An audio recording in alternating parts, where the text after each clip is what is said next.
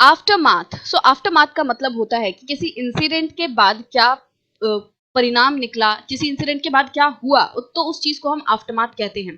तो हमने 1857 की जो अपराइजिंग थी, रेबेलियन था, इसके बारे में हमने पढ़ा डिटेल में कि किस तरीके से जो मेरठ के सोल्जर्स थे उन्होंने म्यूटिनी स्टार्ट की थी और धीरे धीरे करके इस पूरे जो म्यूटिनी है उसने बहुत ही बड़ा रूप ले लिया। पूरे देश में एक तरीके से रेबेलियन जो है वो छिड़ चुका था। और उसके बाद हमने पढ़ा कि लगभग 2 सालों तक जो ब्रिटिशर्स हैं वो इस रेबेलियन को सप्रेस करने में लगे रहे, बट हाँ उन्होंने धीरे धीरे करके जो पावर थी उसको वापस से अपने कंट्रोल में ले लिया। अब हम पढ़ते हैं कि जब ब्रिटिशर्स ने पावर को वापस से अपने कंट्रोल में लिया, वापस से इंडियन टेरिटरीज पर मतलब अपना रूल स्टैब्लिश कर लिया इस रेबेलियन के बाद, तो उसके बाद उन्होंने क्या क्या चेंजेस लाए, उन्होंने किस तरीके से जैसे लोगों का विश्वास जीतने की कोशिश की या फिर इंडिया को और मजबूती से अपने कंट्रोल में करने की कोशिश की। The British had regained control of the country by the end of 1859, but they could not carry on ruling the land with the same policies anymore. तो जैसा कि मैंने बताया 1857 में पूरा रेबेलियन है वो स्टार्ट हुआ और 1859 तक लगभग 2 सालों में वो जाकर कंट्री पे वापस से अपना कंट्रोल कर पाया। ठीक है, बट कंट्री पे कंट्रोल तो कर लिया था, बट उसको अब आगे सेम पॉलिसीज के साथ वो नहीं चला सकता था। मतलब ब्रिटिशर्स जिस तरीके की पॉलिसीज पहले यूज कर रहे थे इंडिया में, जिस तरीके के रूल्स रेगुलेशंस उन लोगों ने इंप्लीमेंट किए हुए थे, अब उन सेम पॉलिसीज को वो आगे लेकर नहीं चल सकते थे। अब जब उन्होंने वापस से कंट्रोल किया है तो उन्हें पॉलिसीज में चेंज करना पड़ेगा। Given below are the important changes that were introduced by the British. तो अब हम कुछ चेंजेस के बारे में पढ़ेंगे जो कि ब्रिटिशर्स ने वापस कंट्रोल पाने के बाद लाए इंडिया में। The British Parliament passed a new act in 1858 and transferred the powers of East India Company to the British Crown in order to ensure a more responsible management of Indian affairs. तो क्या हुआ 1858 में Britishers की जो parliament है वहां पे उन लोगों ने एक नया एक्ट जो है वो पास किया, एक नया कानून पास किया। और उस कानून में, उस एक्ट में क्या लिखा था कि जो ईस्ट इंडिया कंपनी के पास पावर्स हैं, इंडिया में सबसे पहले कौन आया था, ईस्ट इंडिया कंपनी आई थी, ट्रेडिंग करने आई थी और धीरे धीरे करके वो टेरिटरीज पर कब्जा करने लगी। तो इस तरीके से ईस्ट इंडिया कंपनी यहाँ पे आई थी।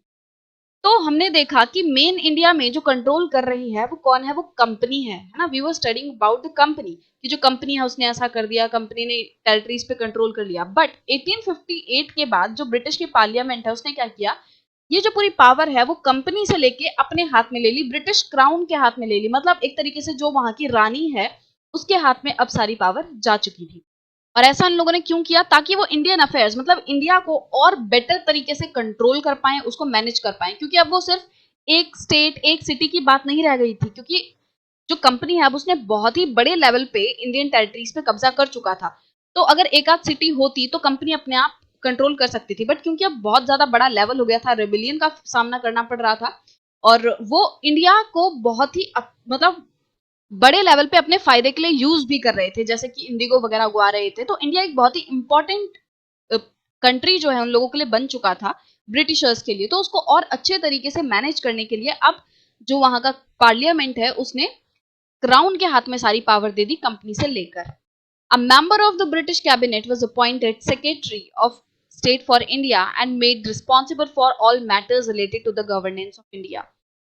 तो ब्रिटिश कैबिनेट जो है उसने एक सेक्रेटरी जो है वो अपॉइंट किया इंडिया के लिए, मतलब कि इंडिया के जो अफेयर्स वगैरह को मैनेज करेगा, जो भी इंडिया में हो रहा है उसको गवर्न करेगा। तो उस चीज के लिए रिस्पॉन्सिबल किया एक पर्सन को, और जो है सेक्रेटरी। ठीक है, he was given a council to advise him called the Indian Council, और उस एक सेक्रेटरी को एक काउंसिल भी प्रोवाइड की गई। काउंसिल क्या है, मतलब जो ग्रुप ऑफ पर्सन होता है, जो इंटेलिजेंट लोग होते हैं जो कि उस सेक्रेटरी को एडवाइस कर सकें कि क्या काम करना है, कैसे करना है, या इंडिया के अफेयर्स को कैसे मैनेज करना है। तो सेक्रेटरी को एक काउंसिल दी गई जिसका नाम था Indian council. The governor general of India was given the title of viceroy. जो इंडिया में पहले गवर्नर जनरल के नाम से जाना जाता था, अब उसको विसरॉय के नाम से जाने लग गया। और जो विसरॉय है ये कौन है, a personal representative of the crown. ये एक तरीके से क्राउन का रिप्रेजेंटेटिव है, क्राउन के नाम पे काम कर रहा है, क्राउन के बदले काम कर रहा है। अब क्राउन मतलब क्या है, आप रानी से समझो कि ब्रिटेन में क्या रहता है, रानी रहती है ना, उनके हाईएस्ट पावर। तो जो वहां की रानी है अब उसके रिप्रेजेंटेटिव कौन है, ये विसरॉय, कि उसके नाम पर विसरॉय काम करेगा। Through these measures, the British government accepted direct responsibility for ruling India। और ये सब चेंजेस लाके ब्रिटिश की जो गवर्नमेंट है उन्होंने एक तरीके से डायरेक्टली एक्सेप्ट कर लिया इंडिया को। अब वो डायरेक्टली कंट्रोल करने की स्थिति में थे, मतलब कि अब वो चाह रहे थे, पहले वो इनडायरेक्टली कंट्रोल कर रहे थे इंडिया को। इनडायरेक्टली कैसे? कंपनी के थ्रू, कि जो ब्रिटिश गवर्नमेंट है वो कंपनी को इंस्ट्रक्शंस देती थी कि ऐसा करो वैसा करो, और कंपनी ब्रिटिश गवर्नमेंट के इशारों पर इंडिया में काम कर रही थी, है ना। बट अब जो ब्रिटिश गवर्नमेंट है उसने डायरेक्टली इंडिया पे कंट्रोल कर लिया था, उसने बीच में से कंपनी को हटा दिया था कि अब हम इंडिया पे डायरेक्टली कंट्रोल करेंगे, अब हम प्रॉपर तरीके से इंडिया पे रूल करेंगे। तो जो सेकंड चेंज है, all ruling chiefs of the country were assured that their territory would never be annexed in the future. तो अब क्या था, जैसे कि हमने पढ़ा था कि जो ब्रिटिशर्स हैं अब वो इंडियंस का विश्वास जीतने की कोशिश कर रहे थे। तो इन लोगों ने क्या किया, इन लोगों ने जो इंडिया के रूलिंग चीफ्स हैं, जो राजा हैं महाराजा हैं, उनको ये अश्योरेंस दी, उनको इस चीज का विश्वास दिलाया कि अब फ्यूचर में आपकी जो टेरिटरीज हैं, आपके जो राज्य हैं, उन पे हम कब्जा नहीं करेंगे। They were allowed to pass on their kingdom to their heirs including adopted son. अब उन लोगों को उनकी जो भी जमीन जायदाद, उनकी जो राजगद्दी है, उनकी जो पोजीशन है, उनका पूरा साम्राज्य है, उनको अपने बेटों को, बेटियों को, और साथ ही साथ अडॉप्टेड सन को भी, मतलब कि जो बेटा अडॉप्टेड था उसको भी अलाउ कर दिया गया कि अब तुम जो अपना किंगडम है किसी अडॉप्टेड सन को भी दे सकते हो। जैसे कि हमने रानी लक्ष्मीबाई के केस में पढ़ा था कि उनका एक अडॉप्टेड सन था। हमने पेशवा बाजीराव के बारे में पढ़ा, जो उनके अडॉप्टेड सन थे, नाना साहेब। तो इन लोगों ने आवाज क्यों उठाई थी, ये लोग क्या रिक्वेस्ट करते थे ब्रिटिशर्स से कि प्लीज हमें हमारा जो राज्य है वो हमारे अडॉप्टेड सन को देने दो। जो पेशवा बाजीराव के बेटे हैं, अडॉप्टेड सन है, वो उनसे रिक्वेस्ट कर रहे थे कि उनके पिता के मरने के बाद जो पेंशन है वो उन्हें दी जाए। अब भले ही वो उनके सगे बेटे नहीं है, बट अडॉप्टेड सन तो हैं, बेटे तो हैं, तो उस चीज से वो रिक्वेस्ट कर रहे थे। तो एक कारण ये भी था कि रानी लक्ष्मीबाई और जो नाना साहेब हैं उन्होंने आवाज उठाई, क्योंकि उनके जो अडॉप्टेड सन्स हैं उनको हक नहीं मिल रहा था। तो अब उन लोगों ने क्या किया, जो ब्रिटिशर्स हैं उन्होंने इस चीज को भी खत्म कर दिया कि अब अडॉप्टेड सन भी अपने पिता का जो राज्य है उसे संभाल सकता है। However, they were made to acknowledge the British Queen as their sovereign paramount। अब भले ही जो ब्रिटिशर्स हैं उन्होंने रूलिंग चीफ्स वगैरह को ये कह दिया था कि आपके टेरिटरीज पे हम कब्जा नहीं करेंगे, आप अपने राज्य को संभाल सकते हो अपने तरीके से, अपने राज्य को अपने बेटों को दे सकते हो और साथ ही साथ अडॉप्टेड बेटों को भी दे सकते हो। तो ये सब तो कर लिया था उन्होंने, कह दिया था कि ठीक है आप कर सकते हो, बट एक कंडीशन भी रखी थी कि तुम ये सब तो कर लो, तुम अपने राज्य को संभाल लो, जो मर्जी करना है कर लो, बट तुम हमारी जो ब्रिटिश क्वीन है, हमारी जो रानी है, उसके अंडर काम करोगे। अब याद करो, जैसे कि हमने मुगल्स के केस में पढ़ा था कि सभी जो छोटे छोटे चीफ्स हैं, रूलिंग राजाज वगैरह हैं, वो लोग अपने इंडिपेंडेंट लेवल पे राज कर रहे थे, बट उन्होंने पावर जो है, जो अथॉरिटी है, वो किसकी मानी हुई थी? मुगल राजा की, जो कि दिल्ली में बैठा हुआ था, है ना। कि बहादुर शाह जफर को सबने अपना मेन राजा माना हुआ था, और सब ये मान रहे थे कि हम अपना जो भी टेरिटरी चला रहे हैं, अपना जो भी राज्य चला रहे हैं, वो उस बादशाह के अंडर चला रहे हैं। तो सिमिलरली यहाँ पे भी ब्रिटिशर्स ने क्या किया कि सबको बोल तो दिया कि ठीक है तुम इंडिपेंडेंट लेवल पे अपना काम करो, बट तुम रहोगे हमारी रानी के अंडर ही। ऐसे मानो कि तुमने हमारी रानी की जो पावर है उसे स्वीकार कर लिया है और तुम हमारी रानी के अंडर काम करोगे, सबसे ऊपर हमारी रानी रहेगी, उसके बाद तुम अपने लेवल पे अपने राज्य को संभालो। तो ये कंडीशन रखी गई। Thus, the Indian rulers were to hold their kingdoms as subordinates of the British crown। तो इसका मतलब जो इंडियन रूलर्स हैं वो अपने राज्य को, अपने साम्राज्य को कैसे संभालेंगे? As subordinates of British crown, की जो ब्रिटेन की रानी है उसके नीचे रह के, उसके अंडर रह के वो अपने राज्य को संभालेंगे। अब तीसरा जो चेंज है, it was decided that the proportion of Indian soldiers in the army would be reduced and the number of European soldiers would be increased. तो अब इन लोगों ने, ब्रिटिशर्स ने डिसाइड किया कि जो सोल्जर्स हैं, इंडियन सोल्जर्स हैं, उनका प्रपोर्शन आर्मी में कम किया जाएगा। मतलब भारतीय सैनिकों को, भारतीय लोगों को अब आर्मी में कम रखा जाएगा और ज्यादा से ज्यादा लोगों को, यूरोपियन सोल्जर्स को, जो यूरोपियन आदमी हैं, उनको सेना में रखा जाएगा।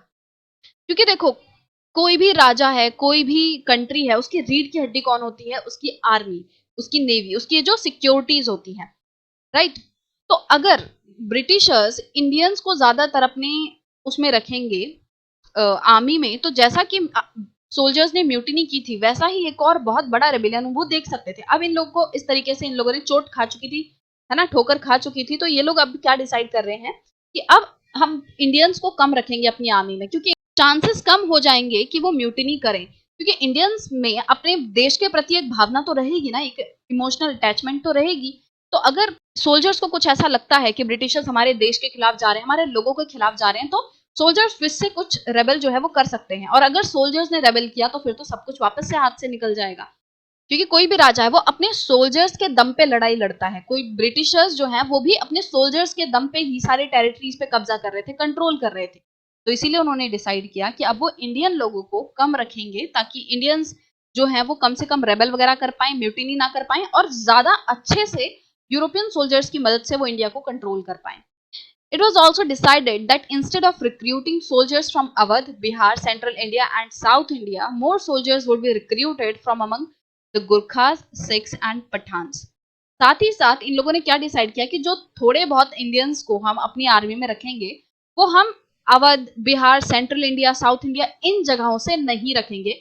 इसके बजाय हम गुरखास को रखेंगे, सिख्स को रखेंगे, पठान्स को रखेंगे। इन लोगों को हम अपनी आर्मी में रखेंगे, क्योंकि देखो ये अवध हो गया, बिहार हो गया, ये कौन से थे, ये इंपॉर्टेंट पॉइंट्स थे जहां पे की सारी जो म्यूटनी वगैरह है, जो भी रेबेलियन है, वो आसानी से लोग एक जगह से दूसरी जगह फैला सकते थे, लोग इकट्ठा होकर एक बहुत बड़ा रूप ले सकते थे।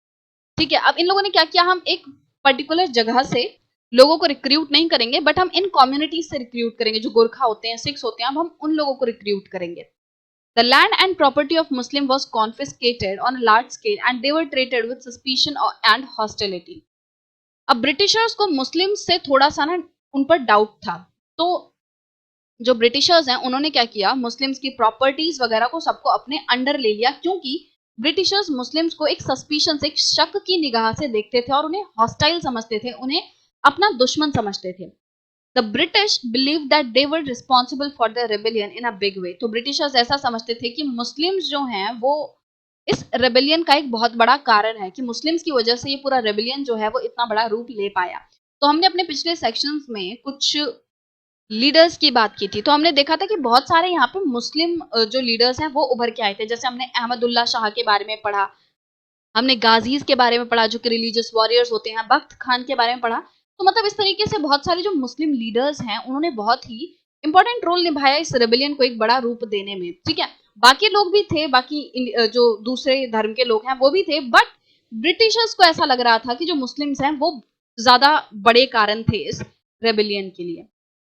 So the British decided to respect the customary religious and social practices of the people in India. तो दूसरा उन लोगों ने जो स्टेप उठाया लोगों का विश्वास जीतने का, वो ये क्या किया कि उन लोगों ने अब इंडिया के जो कस्टमरी रिलीजियस हैं, जो उनकी प्रैक्टिसेस हैं, जिस तरीके से वो ट्रेडिशनली प्रैक्टिसेस को फॉलो करते आ रहे थे, अब उनको रिस्पेक्ट देना शुरू कर दिया उन लोगों ने, क्योंकि उन्हें पता था कि अगर वो लोग उन प्रैक्टिसेस को गंदा बोलेंगे, उन पर बैन लगाएंगे जो कि लोग सदियों से फॉलो करते आ रहे हैं, तो जाहिर सी बात है लोग उनके खिलाफ तो जाएंगे ही, क्योंकि सदियों से उनकी जो पीढ़ियां हैं वो उन प्रैक्टिसेस को करती आ रही हैं। अब तुम अचानक से आके ये कह दो कि नहीं ये तो बैड प्रैक्टिसेस हैं, तुम गंदे लोग हो, तो जाहिर सी बात है लोगों को गुस्सा आएगा और वो ब्रिटिशर्स के खिलाफ जाएंगे। तो इसलिए ब्रिटिशर्स ने सोचा कि अब हम इनके रिलीजियस प्रैक्टिसेस को, ट्रेडिशनल वेज को अब हम थोड़ा रिस्पेक्ट देना शुरू कर दें।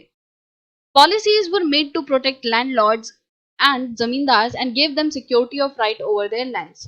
अब दूसरा उन लोगों ने ये भी किया कि जो लैंडलॉर्ड्स हैं और जो जमींदार हैं उनके राइट्स को प्रोटेक्ट करने के लिए वो पॉलिसीज लाए कि जो जमींदार हैं वो अपनी जमीन पे कंट्रोल कर सकते हैं, उसको अपने तरीके से यूज कर सकते हैं।